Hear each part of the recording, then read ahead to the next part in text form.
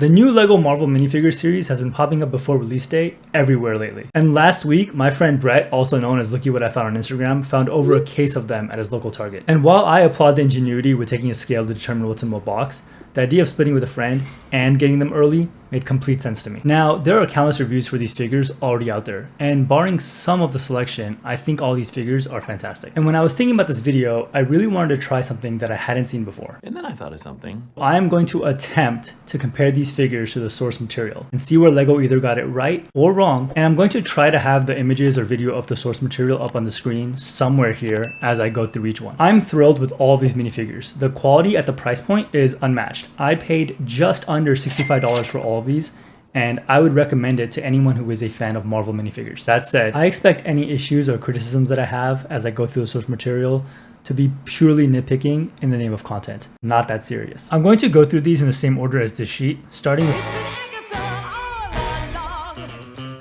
the wink here is what stands out, but credit to LEGO for nailing the smile. I had to bring my wife in on this because she knows way more about women's clothing than I ever could, and she was really admiring the figure. So here's what she told me. They gave her a lacy collar and camera brooch, and the fabric design at the top of the bodice matches the outfit. They did a phenomenal job with the ruching, which is apparently the gathering of the fabric at the waist. If you're lost right now like I was, what?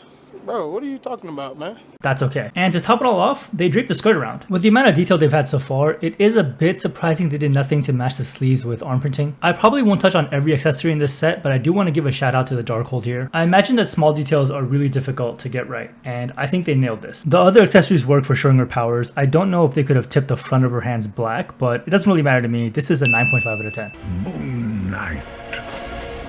This fig is the crown jewel of the whole set. It is extremely detailed. The wrapping is evident across the full torso, including the side arms and back. The chest and hood both show the moon symbol, and the hood is detailed so it drapes away from the face. The eyes on his non-masked face depict the glow well, but it's not as obvious on the masked version. This was probably really hard to execute on the white background, but they did try with the gray markings. Like Agatha, this fig is superb, and at cost, an easy 10 out of 10. I needed a suit. Yeah, the ceremonial armor from Concha's temple, not Psycho Colonel Sanders. Mr. Knight is not as detailed as Moon Knight is, but that does come with the character. They included a seamline on the mask, and the suit is accurate down to the lapel having texture. They even included a crease in the pants, which I thought was great. I guess they are missing the side buttons on the jacket for arm printing, but overall it matches the source well. 9 out of 10 feels fair. Werewolf by Night confuses me a bit. I thought all of these figs were using the Disney Plus shows as the source material, but this one clearly went by the comics. I think they did a fantastic job articulating the fur through the whole fig. The hair has the shaggy appearance, and the jeans have tears in them. Ideally, it would have been larger to reflect the hulking nature of the werewolf, but that wouldn't work for this series. I understand if people aren't thrilled with the character selection, and it would have been interesting if it was a unique black and white fig like the show. So while it does feel like a miss at times, if the source is the comic, this is probably an 8.5 out of 10.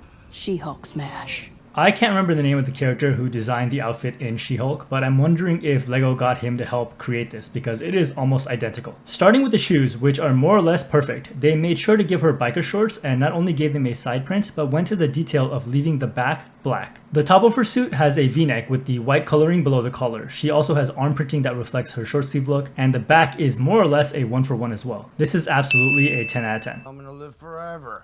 I'm gonna be made of plastic. Hawkeye has less detail than Kate, but his outfit in the show is like that as well. The purple coloring is maybe a little too bright. His pants in the show are very simple, although the fig is missing his belt. His wounded face is pretty spot on, and a nice touch. My biggest issue with the fig is they designed the quiver for the wrong side. It should be reversed. I think only those with a Hawkeye would notice that. Get it? No? Okay, anyways, that does make me drop this to a 7 out of 10 because they were probably using the same quiver mold. Kate Bishop.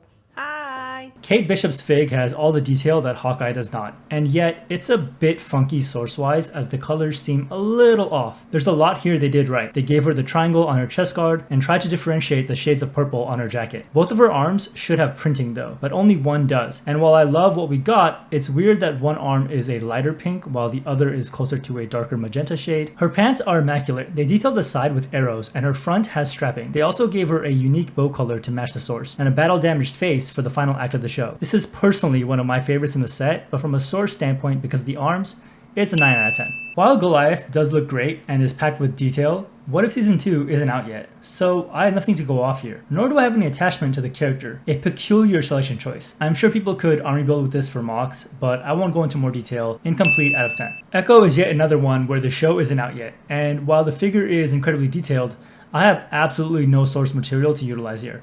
I tried looking at her scenes in Hawkeye, but this is a very different outfit.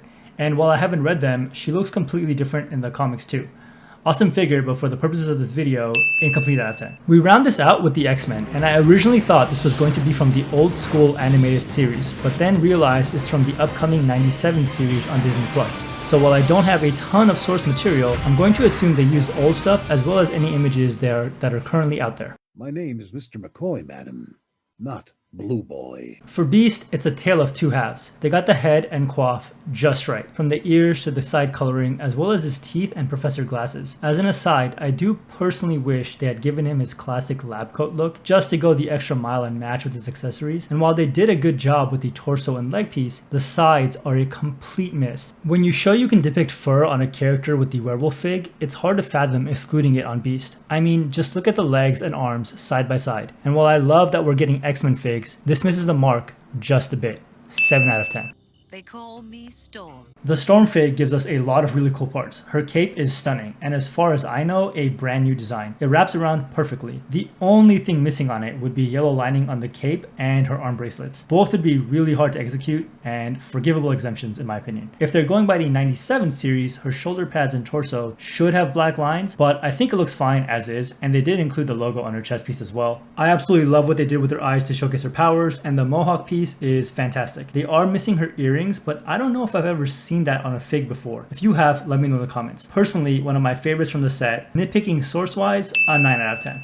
Make your move, hotshot. Last but not least, Wolverine. And if you made it this far to the final fig, leave a like so I know you enjoy this specific type of content. The algorithm and I thank you. LEGO absolutely delivered with this one. The boots and unitard are perfect. They even added color and detail on the back and shoulders to match. And to take it a step further, we got hair on the arms. The level of detail here is exquisite. The Sentinel accessory is a bonus, and while the back is blank, the front is perfect, down to the claw marks from Wolverine. This fig is an easy 10 out of 10. So that's all of them. And despite a few misses here and there, I'd say this is a fantastic series in terms of detail and cost. In no particular order, the Storm, Kate Bishop, and Moon Knight figs are my personal favorites. But let me know what you think in the comments. Thanks for watching, and I'll see you next time.